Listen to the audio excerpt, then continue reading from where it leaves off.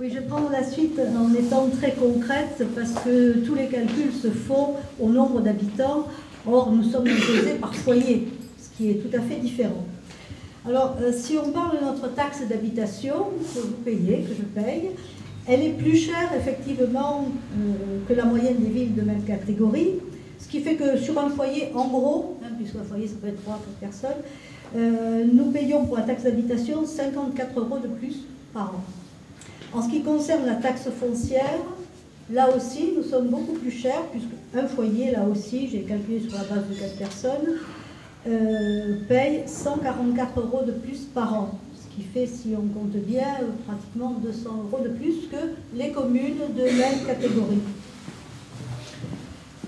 Nous savons aussi que donc, la municipalité actuelle a largement augmenté tous ses taux en 2008, presque 19%, ce qui là aussi représente une augmentation pour des foyers fiscaux entre 300 et 500 € par an, ce qui est beaucoup. La conséquence de tout ça, c'est qu'aujourd'hui, nous devons maîtriser cette pression fiscale qui est lourde. Lourde pour vous, lourde pour nous, lourde pour tout le monde. Alors ça, c'est un vœu, mais après, il faut savoir comment on y arrive, parce que c'est une de dire on paie trop, mais qu'est-ce qu'on fait? Alors, qu'est-ce qu'on fait? D'abord, dans un premier temps, il faut stabiliser les dépenses. Qu'est-ce que ça veut dire? Ça veut dire avoir une gestion très serrée et économiser, revoir poste par poste et voir où on peut économiser. Donc, stabiliser les dépenses et, à terme, essayer de les réduire. Dans un deuxième temps, nous pourrons investir, parce que le but, ce n'est pas juste d'économiser, c'est d'avoir les moyens de nos investissements futurs. Alors là, nous devrons nous imposer 2 conditions majeures. La première, c'est ne pas accroître la dette. Pour ne pas l'accroître, il faudra attendre que des emprunts en cours finissent. Tout simplement, on ne rajoute pas une dette à la dette, on attend que l'emprunt finisse. Nous en avons un certain nombre qui arrivent à échéance en 2015 et en 2016. Ça laisse 1 an, 2 ans pour peaufiner le projet et d'avoir les moyens ensuite de les mettre en œuvre. C'est donc là la première condition qu'il faudra que nous imposions. La deuxième, c'est de ne démarrer un projet que lorsque nous serons sûrs d'avoir assez de subventions extérieures pour compléter l'investissement de la commune. Et là, eh bien, aussi bien Geneviève que Gérard en ont largement parlé. Il y a l'Europe qui finance, il faut chercher des financements sur l'Europe. Il y a l'État, il y a les régions, il y a le département et il y a l'aglo. Donc tout ça, ce sont des sources de financement qu'il faut aller chercher.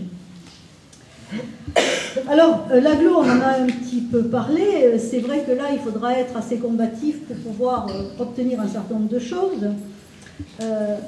Nous fournissons beaucoup de choses à l'aglo aujourd'hui, avec le tourisme et avec la contribution économique territoriale. Alors je ne vais pas rentrer dans les détails, ça remplace la taxe professionnelle, c'est ce que payent les entreprises et ça va à l'aglo. Donc, j'allais dire, on va faire notre petit Thatcher, rendez-nous dessous. Voilà, donc déjà là, ça devrait être une source de financement. Ensuite, il faudra que nous essayions d'être reconnus comme pôle secondaire à l'intérieur de l'aglo, parce que ça nous donnerait la possibilité, la capacité d'obtenir des équipements qui seraient financés communautairement. Donc là aussi, ça soulagerait les finances onguisiennes. Je vais vous donner un autre exemple qui est celui de l'assainissement. Alors, sachant que les compétences vont se rediscuter au sein de l'aglo, cette année, l'assainissement a rapporté 80 000 € à la commune d'Anguise. Sur les 4 ou 5 ou 6 dernières années, c'est 500 000 € que ça a rapporté, cumulé. Cet argent-là, maintenant, partira, si on n'arrive pas à faire décider un fonctionnement différent, partira à l'aglo, et bien sûr, par définition, nous ne l'aurons plus. Voilà, donc un grand chantier avec des recherches de financement, avec une politique d'économie.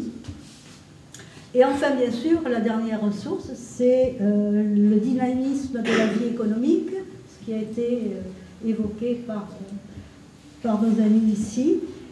il est évident que plus le commerce, plus ces entreprises, plus tout le monde travaillera sur Anduze, plus la commune aura les moyens de ses volontés d'investissement. Merci.